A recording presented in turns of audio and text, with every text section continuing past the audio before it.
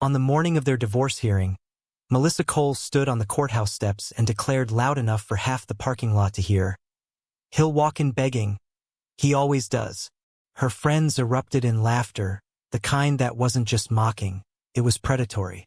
She flicked her hair back, adjusted her expensive sunglasses, and posed for a selfie in front of the courthouse doors like she was attending an award ceremony, not a legal hearing. "Today," she said with a smug smile, "is the day I finally upgrade." No one questioned where she got the $1,000 handbag hanging off her wrist, or the gleaming heels that still had the boutique sticker on the sole, or the car she parked in the reserved attorney lot even though she wasn't an attorney, nor entitled to be. Everyone just assumed she'd married well, because that's how she presented herself. But the truth was uglier. She bought everything with money stolen from the man she was about to divorce. Inside her luxury SUV, Bradley, the dealership manager she'd been having an affair with, was texting her about how they should celebrate afterward. "Once the judge sees what a loser he is, the house is yours. We can finally move in together," he wrote. Melissa grinned at the message and typed back, "Just be patient. I'll bleed Daniel dry in court, and then we'll have everything." She slipped her phone away just as a gray, rust-speckled sedan pulled into the lot. Melissa smirked. Here comes the charity case. But the car didn't stop. It drove straight past. She frowned, disappointed she wouldn't get the moment she was hoping for. Daniel crawling out of the driver's seat looking defeated, broken, and desperate. She wanted that humiliation.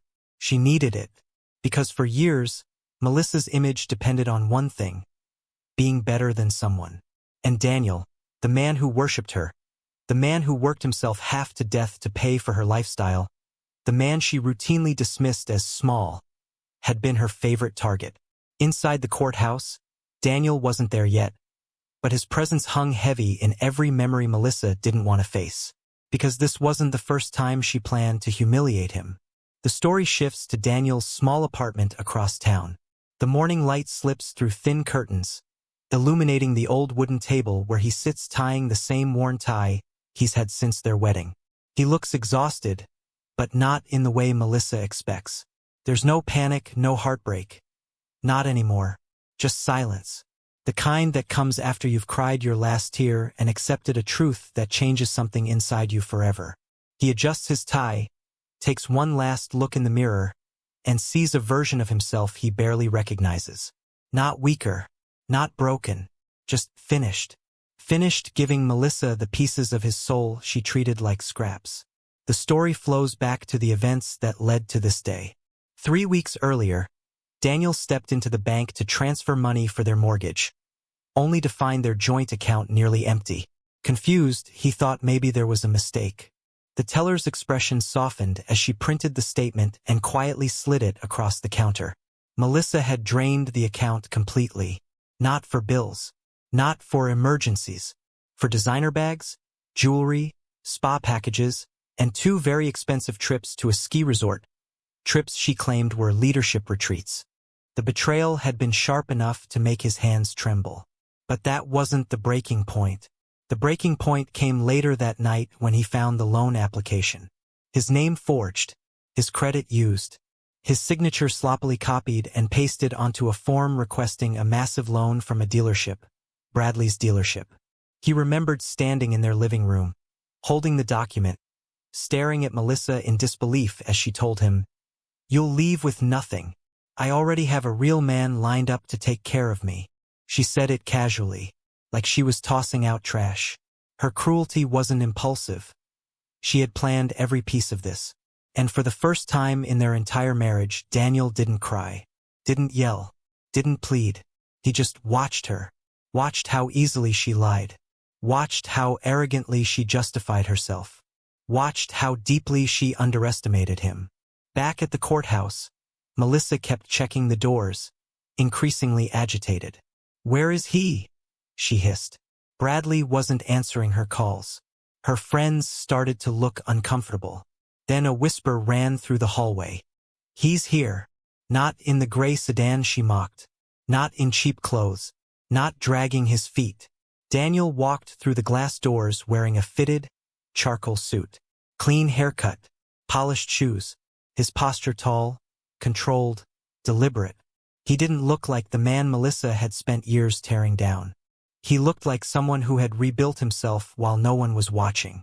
Her friends stopped laughing. Melissa froze, wide-eyed, her confidence cracking. What happened to you?" she stammered. Daniel offered a polite, unbothered smile. "Good morning, Melissa." Something in his tone chilled her. It wasn't insecurity. It wasn't fear. It was finality. And as he walked past her, she felt, perhaps for the first time in her life, an unfamiliar, uncomfortable sensation crawling up her spine. Fear. Because Daniel wasn't the man she planned to destroy. He was the man who was about to destroy her. Scene ends on Daniel opening the courtroom door, and Melissa realizing he didn't come to beg. He came prepared. Daniel didn't sleep that night after the courthouse confrontation. Not because he was scared, because something inside him had finally clicked into place. The kind of click a lock makes when a door closes forever.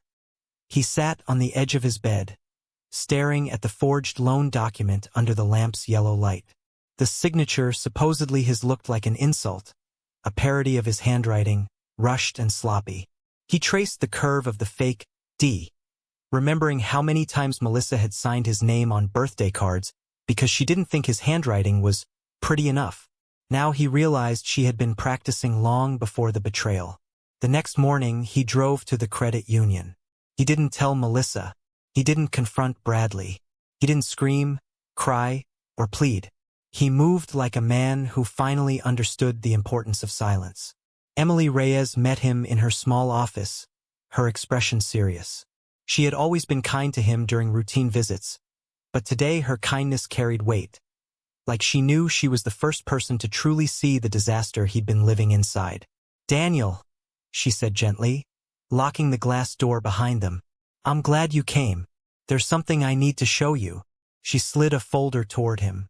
Inside were copies of the loan papers, clean, high-resolution scans. "I reviewed these again after you left last week," she explained. "And something felt wrong. The signature didn't match your records. Not even close." Daniel felt his pulse thicken in his throat.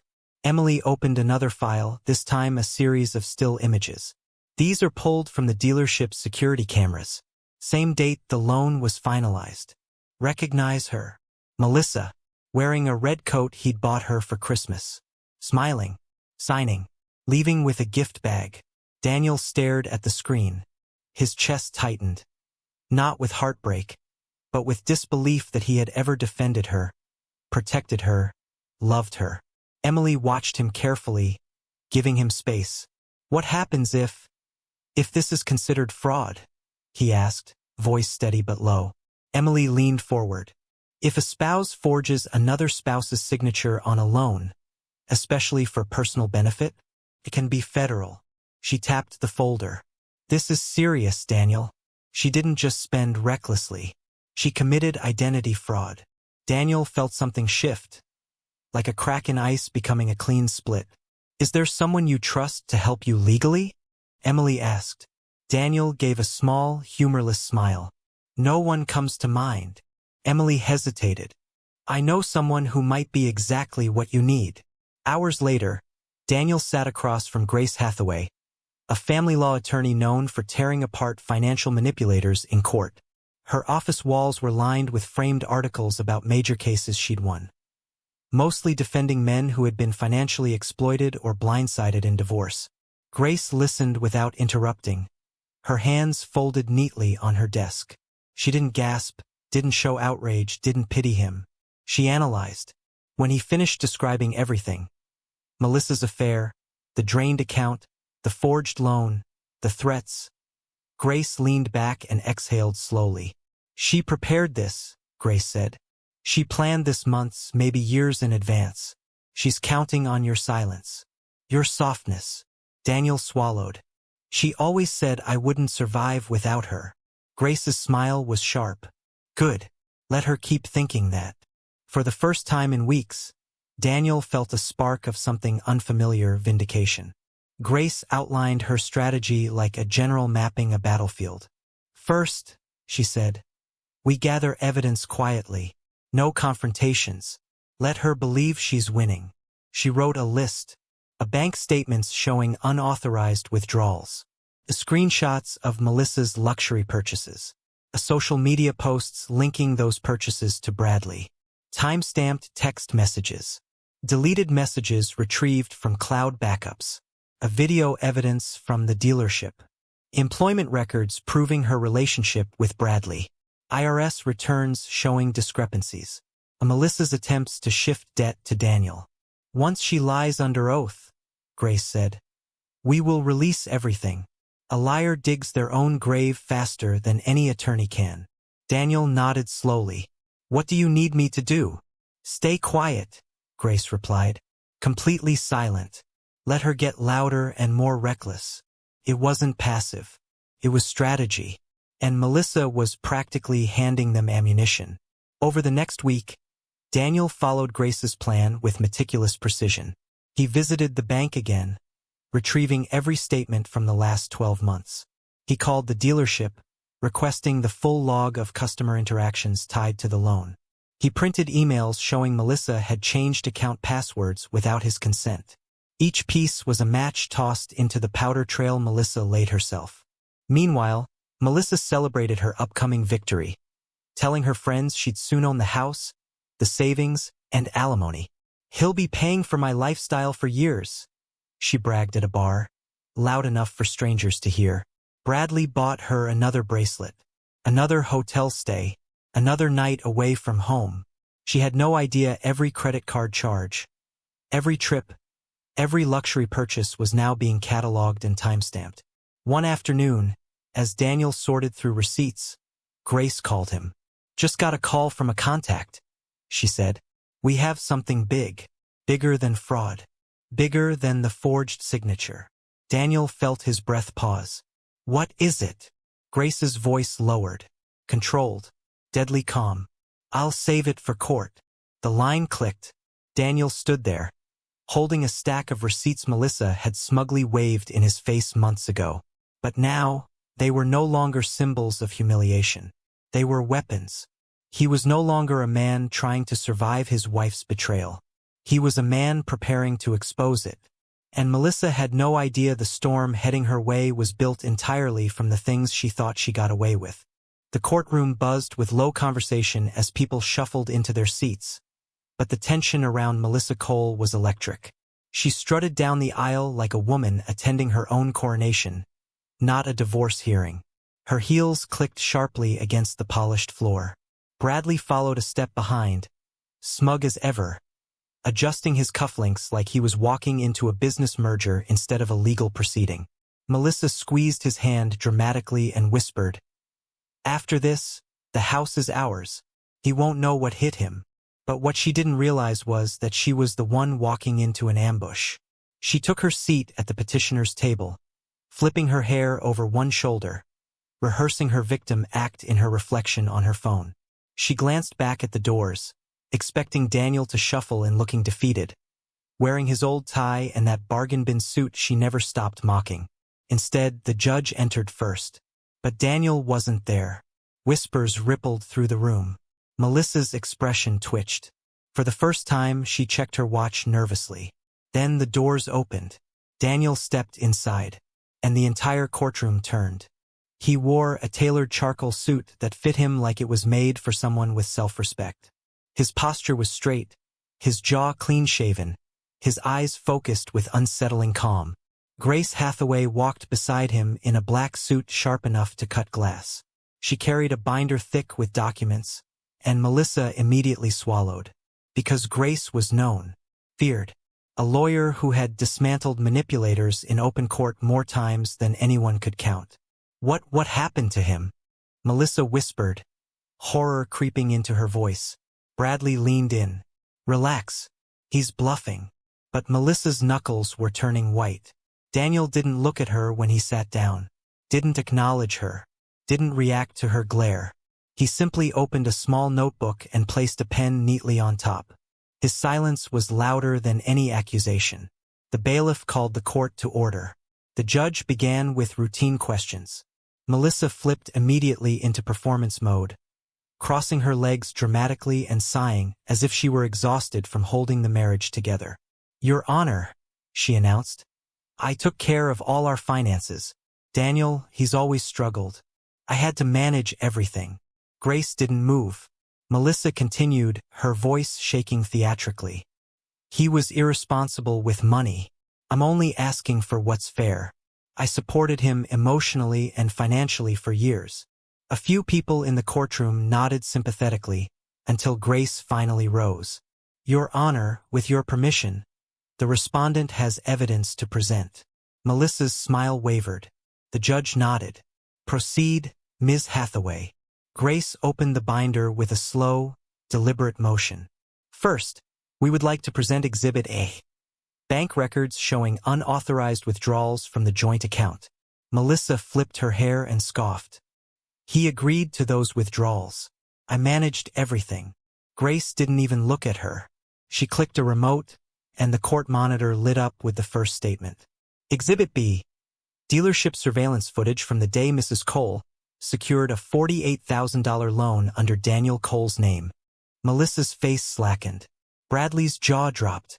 On the screen, Melissa walked into the dealership wearing a red coat, smiling as she handed over documents. The timestamp was crystal clear. Gasps echoed across the courtroom. The judge slowly removed his glasses. "Mrs. Cole, is that you?" Melissa stammered. "That's not. There must be some mistake." Grace clicked to the next slide. Exhibit C. The forged loan document containing a falsified signature. And Exhibit D. The real signature of Daniel Cole for comparison. Side by side, the difference was unmistakable. The courtroom murmured again. Daniel sat completely still, hands folded, eyes calm. Melissa's voice cracked. He gave me permission." Grace cut in smoothly. Exhibit E. Text messages between Mrs. Cole and Mr. Bradley Smith discussing plans to dump the debt on Daniel before filing for divorce. The room erupted. Bradley stood abruptly. This is taken out of context." "Sit down," the judge ordered coldly. Grace wasn't finished. She walked toward the judge's bench and handed over a sealed folder. "Your Honor, the investigator discovered additional attempts to open credit lines under Mr. Cole's name without his knowledge. These occurred weeks before Mrs. Cole filed for divorce. This indicates premeditated financial abuse." Melissa's face went gray. The judge's tone turned icy. "Mrs. Cole, identity fraud is a federal offense." Melissa collapsed back into her seat. Her breathing became shallow. She reached blindly toward Bradley, but he edged away, distancing himself like the coward he was. Grace delivered the final blow. Based on the evidence of financial misconduct, marital asset theft, and fraud, the respondent requests full ownership of the marital home, financial restitution, and removal of any spousal support request. The judge didn't hesitate. Request granted. Melissa's mouth fell open. And furthermore, the judge continued, "This court is forwarding all evidence to the district attorney for criminal review." She broke. Complete emotional collapse. Makeup streaking. Hands shaking. Hyperventilating as she whispered, No, this isn't happening. Daniel, please, you can't let them." But Daniel finally looked at her, and the calm in his eyes told her everything. He wasn't saving her this time. As he stood to leave, Melissa tried to gather herself enough to speak. "Daniel, you can't just." Grace placed a firm hand on Daniel's shoulder and guided him out. He never looked back. Bradley tried to slip out the other side of the courtroom, but the bailiff stopped him. "Sir, you need to stay. The judge requested your presence." For the first time in her life, Melissa realized what it meant to lose everything. Not because someone took it from her, but because she destroyed it with her own hands. Daniel stepped out into the sunlight, taking his first free breath in years. Inside the courtroom, Melissa's world was still burning. Daniel spent the first week after the hearing in a quiet haze. Not numb, not broken, just decompressing. The weight that had pressed on his chest for years was suddenly gone, and the house, now legally his, felt strangely foreign without Melissa's constant disapproval echoing through it.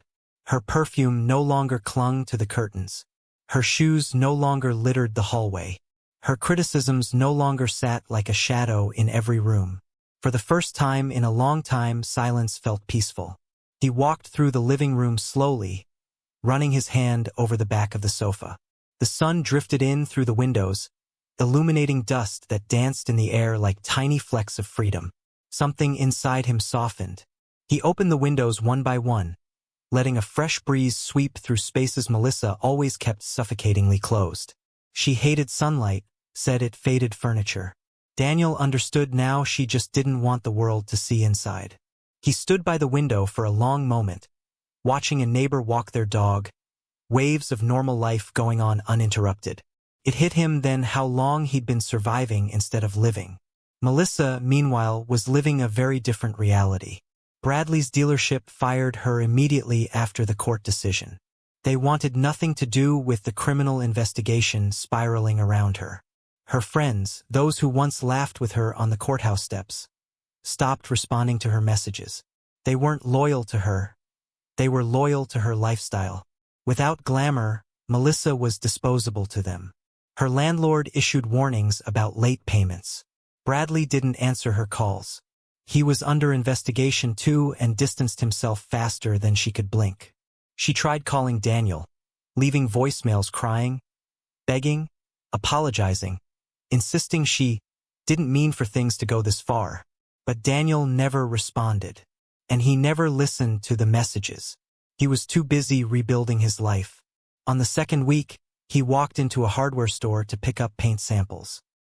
He spent 20 minutes debating between two shades of warm gray when a familiar voice, soft but lively, spoke behind him.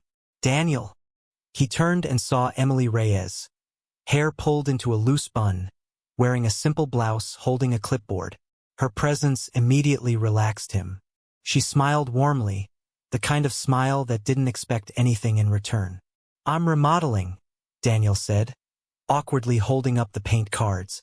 "I can see that." Emily stepped closer, her eyes scanning the house measurements he'd scribbled on a notepad. "Warm gray suits your living room. It catches natural light nicely." He nodded, trusting her instinct without hesitation. Emily hesitated, then asked gently, "How are you, after everything?" Normally, Daniel would have shrugged and said he was fine. But something about Emily, the way she genuinely listened, made him take a breath and answer truthfully. "It's been hard," he admitted. "But I think I'm starting to feel like myself again." Emily rested a hand on his arm, a small, sincere gesture. "You deserve to." They talked longer than expected. About life, about recovery, about quiet mornings and repair projects. Not once did she bring up Melissa. Not once did she ask for details. She saw him, not the wreckage he came from.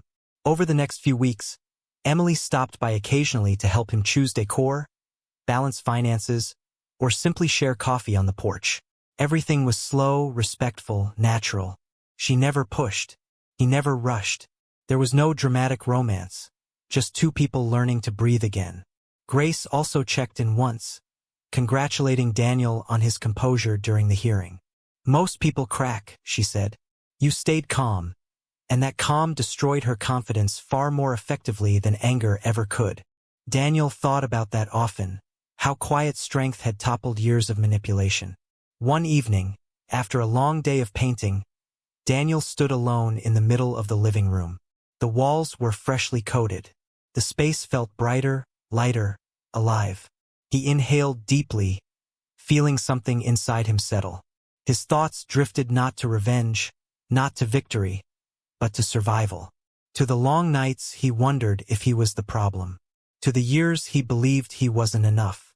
To the silence he endured because he didn't want to make things worse. He closed his eyes and whispered to the empty room, "I didn't lose myself. I was just waiting for the wrong person to stop taking from me." The floor felt steadier beneath his feet. He grabbed his jacket and stepped onto the porch, where Emily would soon arrive with 2 hot coffees and a list of furniture websites she wanted him to review. He looked out at the quiet street, the gentle rise and fall of the evening breeze, the sound of a lawn sprinkler across the road, and felt a sense of calm he hadn't felt since before his marriage. In that moment, something inside him opened, and he thought, honestly, simply, if someone out there feels like I did, broken, underestimated, buried under someone else's cruelty, I want them to know this: don't rush your revenge. Build your truth quietly. Build yourself first. When it finally comes out, it speaks louder than anger ever could. And if stories like mine help even one person feel less alone, stay. You're welcome here.